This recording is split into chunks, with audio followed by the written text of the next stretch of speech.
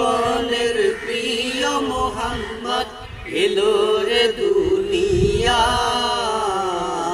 আইরে সাগর আকাশ বাতাস দেখবি যদি আইরে সাগর আকাশ বাতাস দেখবি যদি ত্রিভুবনের প্রিয় মোহাম্মদ এলো রে দুনিয়ায়। আইরে সাগর আকাশ বাতাস দেখবি যদি আইরে সাগর আকাশ বাতাস দেখবি যদি